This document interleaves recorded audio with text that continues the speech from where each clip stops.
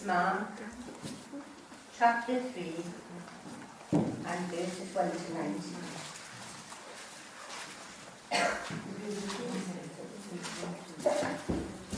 I'm going to take a deep breath now.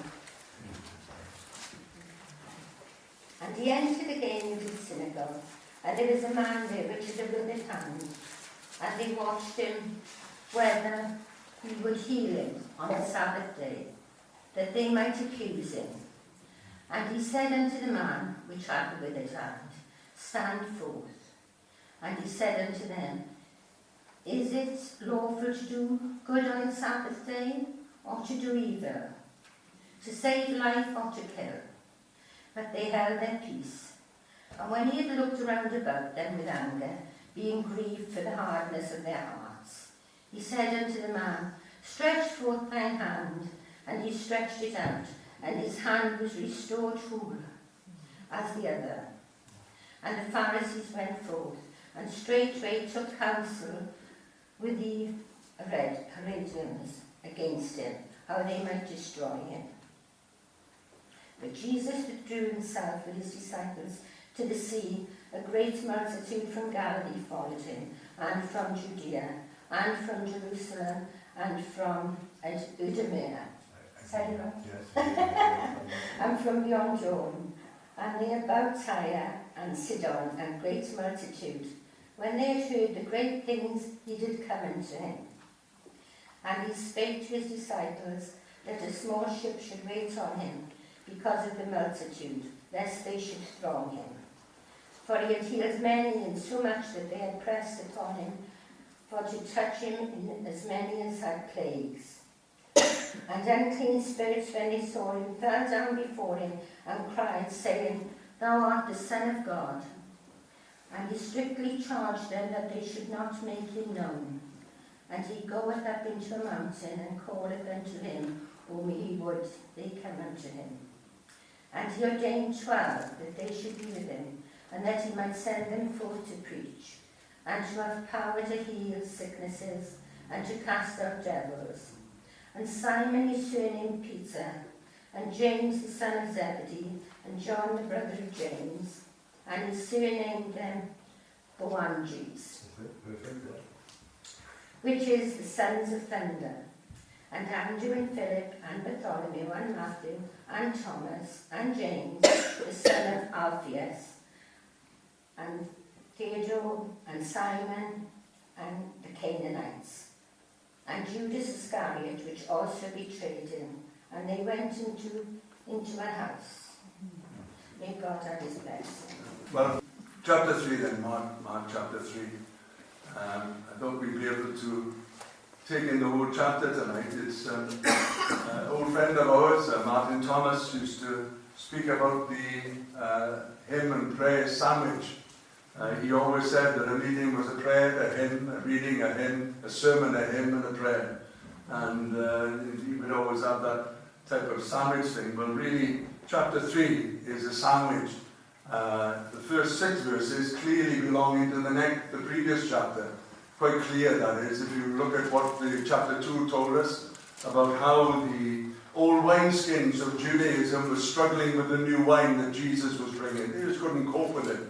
And remember I talked about this morning that when we make our decisions for the Lord and we feel that they're set in concrete, but we always have to be flexible, not to back off in the sense of our yieldedness to God, but the flexibility that's needed.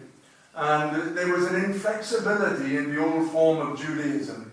The rules and instructions that had gone from just over 600 different commandments in the book of Moses, in the laws of Moses, to thousands of things were going on. Rules for this, rules for that, rules for this day, rules for that day. What do you eat, what don't you eat, what do you do, what don't you do, and all these different things.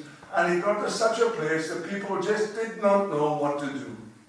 And so when Jesus came with his new teachings that never really contradicted what was written in the book of Moses, they superseded them if they did change anything. Remember, he was the one that gave the law of Moses. And so we find with the struggle that went on there, when we come into chapter 6, They just could not get past what Jesus was doing. It was a new way of teaching. It was a new way of doing things. And all they could come up with, at the very end of it all, in chapter 3, verse 6, it says this: the Herodians and the... what are they? The Pharisees. Yeah. What is it? Yeah, I didn't write it down. The Herodians and the Pharisees got together, and this is what they wanted to do. They got their heads together because they wanted to destroy him. When Luke talks about the same passage, he says they were filled with rage. You can't believe it, can you? All the good that he had done would fill them with rage. Absolutely tamping inside. Burning up inside with anger, with frustration. He's doing things that ought not to be done, and yet he could quote scripture and verse that gave him authority to do what he did. And so this struggle that went on. When they talked in previous days, Master, why don't you and your disciples fast? He said, because we're too happy. We're too happy. And he quoted a phrase that they would have been acquainted with, because there were certain groups of people that were omitted from a fast. And one of them is that anybody getting married on the day, and that would be the bridegroom and the bride, and they would be permitted not to fast, and the friends of the bridegroom and the bride. And so what he was saying is this: look, they are so happy at the moment that they've got no need to fast. There's a joy in their hearts that supersedes the mourning and the fasting that you put out. Remember, they were only ever instructed to fast once in a year. But the Pharisee said, Lord, I fast twice a week. I give all my tithes to the poor. They made these rules up that had nothing to do with the heart of God in an odd way. You'd think fasting would, wouldn't you? But it had nothing to do with the heart of God. And so we leave verses 1 to 6, because really we touched upon that already in chapter 2, just 2 weeks ago or 3 weeks ago. So we come to this sandwich that I mentioned, verses 7 to 39. It's a sandwich. And there is two bookends, and there's two things in between. The bread, that's the outside of the sandwich, are the two things that goes on. The people who made demands upon Jesus, at two ends of it. People that came to Jesus and called upon him then, for want of a better word. And then the filler in between are those occasions when Jesus called to people. And so we see the response, we see the types of people. Again, Mark likes to point out the types of people that came to Christ. He's fascinated by the number of different types of people that come. And so in this first instance, in the first section, we find the bread that's on the outside of the sandwich. We find it in verses 7 to 12. And it's there where Jesus leaves the synagogue. He leaves the stifling atmosphere of the religious room that they were in. The watchful eye that was watching him constantly, eyeing to see what he would do, setting up certain situations to see whether he would do right or whether he would do wrong. Constantly he was under that type of pressure, and yet he was able to go through it all. That's the marvel of it all. When people were there to lay fault at his door, he was able to override that. He was able to supersede that. That's another, during the September, that's the word for the day now, supersede. But no, it's not that in that regard. He just seemed able to just carry on. What a wonderful thing it is when the heart can just carry on. It's a marvelous thing, you know. When the heart can see God in the midst of it all, for good or for bad, and just carry on, and he carries on. And they've been watching him. Well, he moves out into the arena that he loves. He loves to be by the shoreline. It was disappointing yesterday down at Rest Bay. First time in years I've seen coal dust on the shoreline. I haven't seen that for years. You know, I can remember going down to Barry in that foul swimming pool on the right-hand side there, where waiting was a monstrous crab that cut over your foot. It would be filled with coal dust when the tide was out. Absolutely packed with it. It was sad. But Jesus loved to be by the shoreline. And there he drew near to the sea with his disciples. Twice we are told that a great multitude gathered around him. They came from Galilee. They came from Judea. They came from Jerusalem. They came from Idumea. That's Edom. Beyond the Jordan. And they came from Tyre and Sidon. They came from the north Galilee. They came from the south Judea. They came from the east Idumea. They came from the west. They're in Tyre and Sidon. He said that, didn't he, with the Pharisees in the Gospel of Matthew. The day will come when they will come from the north, the south, and the east and the west, and will sit down and feast with Abraham and Isaac and Jacob in the kingdom of God. Here was a miniature version of it, where they came from the north, the south, the east, and the west. They came in their droves. And there was one reason why they came, because they had heard of the many things that he had done. News carries fast. News carries fast. It fascinates me in chapter 1 when it talks of Jesus just being in the synagogue, yet by the end of the day, the whole city is gathered at the door. News spreads. And when Jesus was functioning like this, news spread like wildfire. That he was down by the Sea of Galilee, he was in an area that he was accessible to, and they came in their droves. Twice, Mark says in this passage, a great multitude gathers around him. And then in chapter 4, he says, and a great multitude came around him. They could not keep away from him. It says in Luke, towards the end of the ministry of Christ, the Galilean ministry, and then moving into Jerusalem, and it says this, the people hung on him. They literally hung on him to stay close to him. What a wonderful thing it must have been when Jesus was so accessible like this. The crush was so great that he said to the disciples, make ready a boat. I thought that he got into the boat, but it's quite clear that he didn't. Make ready a boat just in case, but he didn't get into it. He carried on healing. He carried on being with those people that had come to him. They came to Jesus because of need. And if you're in need tonight, you can come to Jesus. We sing that old song, don't we? There is room at the cross for me. And the multitude, no matter how great it could be, Tony and Julie lent me a book to go on holiday with. I had 2 books to read. One was about a Chinese brother by the name of Wong Ming Dao. Funny old name, but Stone Made Smooth was the title of the book. And he was quite a famous Christian believer in the 20th century in China. The other one was a brother who was one of the great pioneers of the healing campaigns of the early 1900s into the mid-1900s and 1950s. His name was F.F. Bosworth. And in the front of his, not his biography, but his teaching book, there's this photograph, and it's absolutely, this building is packed with people. And you just see this little bloke standing in the front. You know, the microphone is almost bigger than him, you know, this big white red microphone. And yet the place is packed. They came because they were in need. And they found in Christ an answer for their need.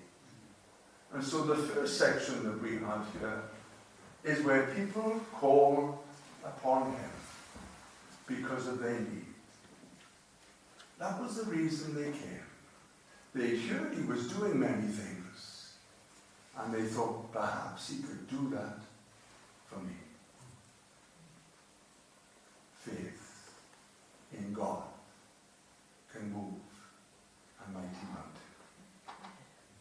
Faith in Christ is such a tremendous need. If you have a need, Jesus can meet that need. And it doesn't matter how many are speaking to him at this very moment, you can speak to him now, and that need can be answered. Then we come to the 2 fillers. And the 2 fillers, the first one is verses 13 to 19. Mark, being right as he is, he's a fast writer. He's not someone that's going to hang about. And so what he does, he combines two occasions into one. If you go to Luke, it's quite clear that the two occasions that Mark speaks of, that he makes one occasion, is split into two when we come into Luke. We're told that it's first of all, the naming of the apostles, the 12. And then we're told in the second part, the enabling of the apostles, their empowerment, that they might go out to preach and to heal.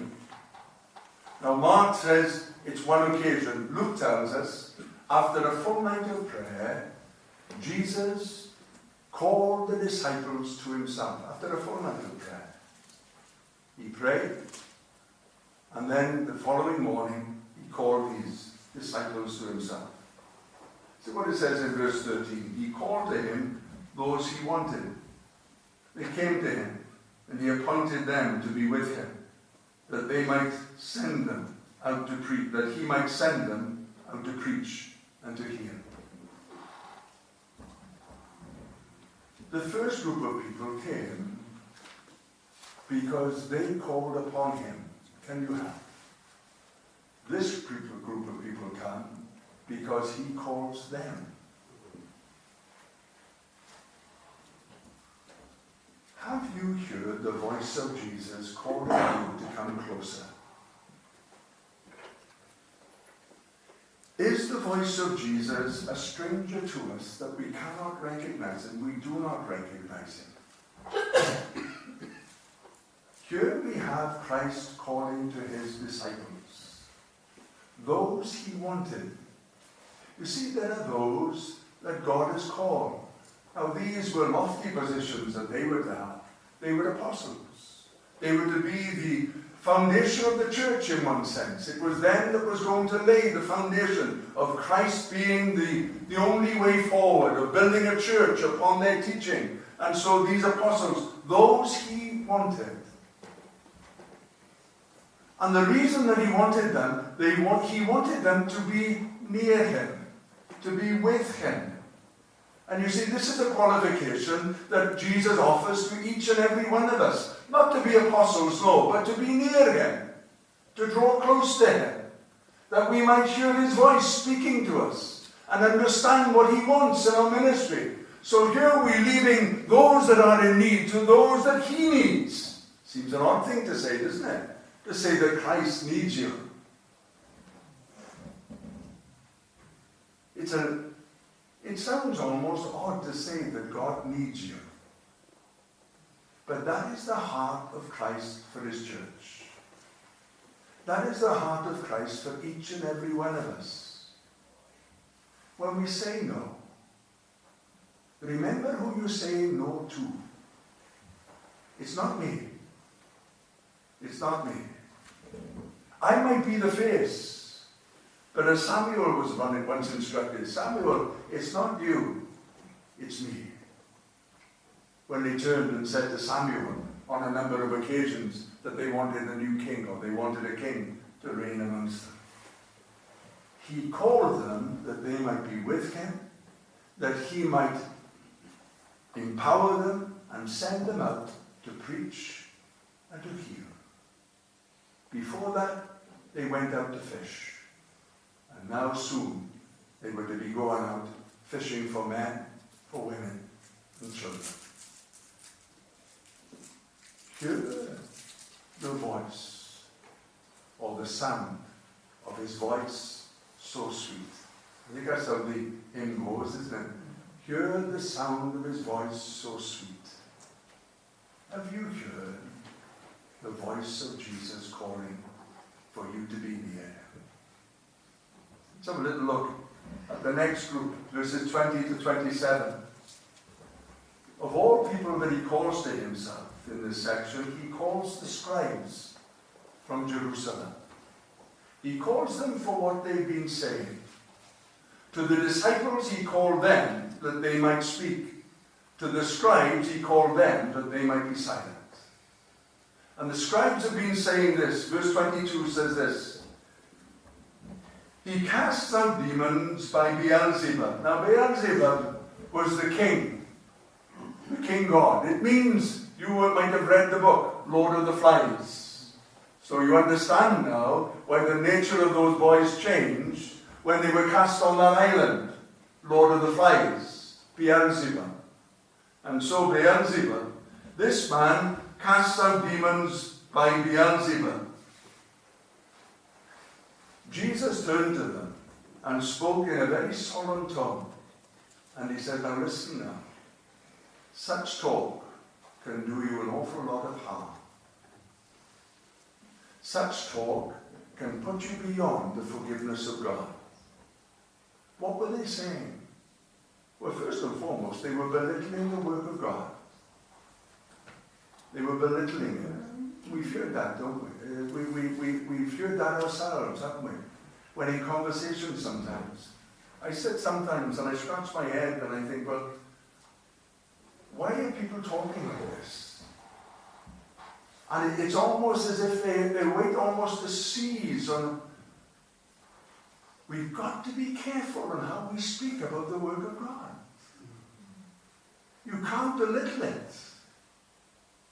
You can't say it's doing something that it's not doing. They were saying concerning the work of Christ that it was the work of the devil. They were saying concerning his work that he was casting out demons by the prince of demons. And so he said, now listen, you have to be very careful here. I've just told the disciples to speak up. I'm telling you now to be silent.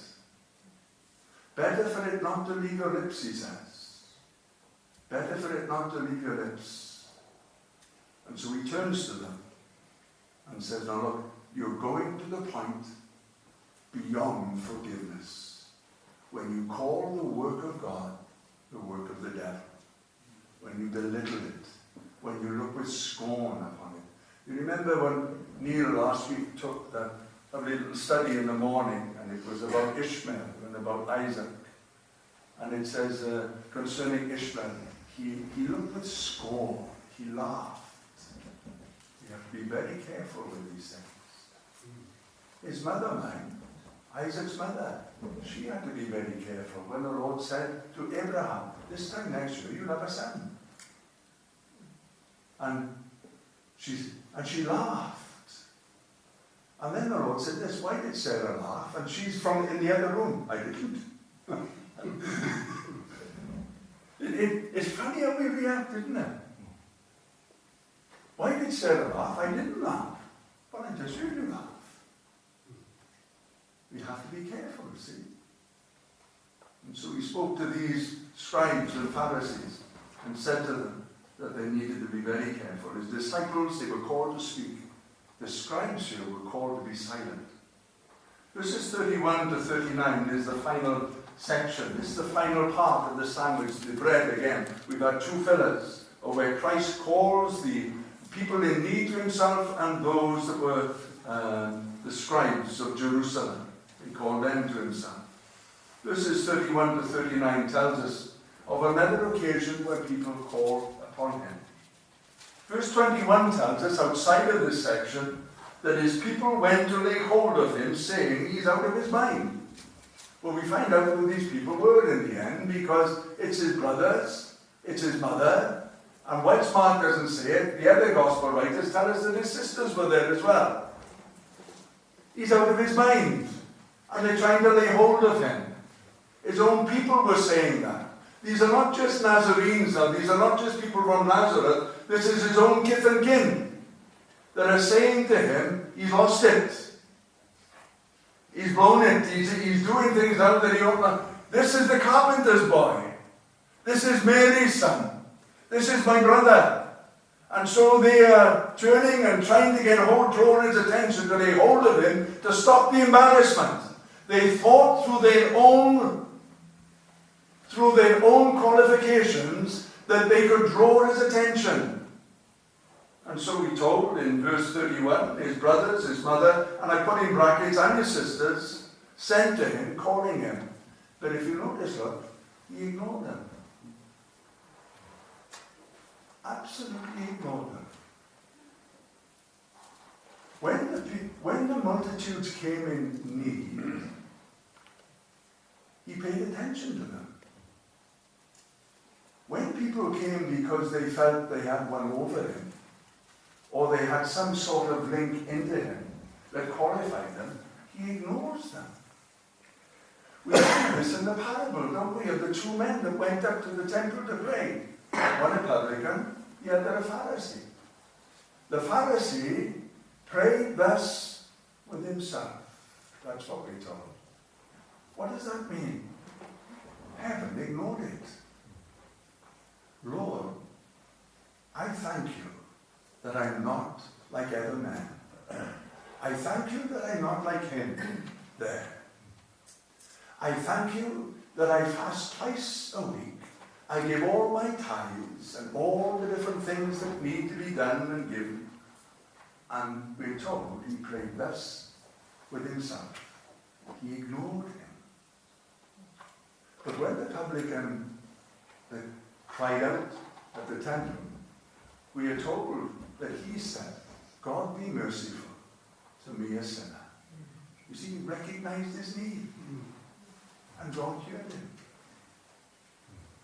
Be sure, Jesus said, that this man went down from the Temple Mount justified. A little sandwich that we've had. Where do we fit in that sandwich? The next studies that we look at, or the next little sermon that we'll have regarding Mark, again, where are we is the question that has to be asked in the parables that Jesus gives of the sower of the seed. Where are we? Are we a people in need? Then come to Jesus.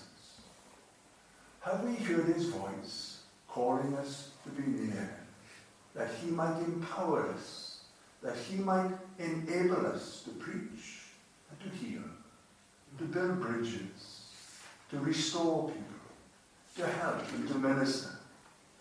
Are we a people like the scribes of Jerusalem that completely misinterpret what God is trying to do? And because they're not confident of it, they call it of the devil. Are we like his brothers, his sisters, and his mother, who feel that they have some sort of qualification other than need to draw his attention? We find that he ignores those in that position until they understand. Until they understand. Well did Simeon say to Mary, do you know, Mary, with the birth of this boy, a sword shall pierce your soul. She had many lessons to learn, and there were many days when tears must have coursed down her cheeks, when she understood that Christ was far bigger than she ever thought he would be. Where are you? Where am I? Are we in need? Then please come. Do you want to call? Do you want to draw near? Hear the sound of his voice. It's so sweet, you know. He'll call you near to him. And at some point, you will find that ministry that God has created for you. That's what that is. Let's not just look at the preaching and the healing. That ministry that is just for you. Draw near to him and you'll find out. Don't misinterpret what God is trying to do. Be very careful. Hold our lips and our tongues and our judgments and our decisions. Because very often we say things and the damage it does to us. God forbid that it pushes us out beyond forgiveness. God forbid that. But you know, we can get to that when you can be so determined that your way is the only way. You can lose out so much. Let's not think of our past as the basis for our present day, of what we have, or what we are, or who we are. It's all about our need. Let's not be like Mary and the boys and the girls. Let's be like those that came in need and found Jesus. May God bless. I hope simple words to our hearts.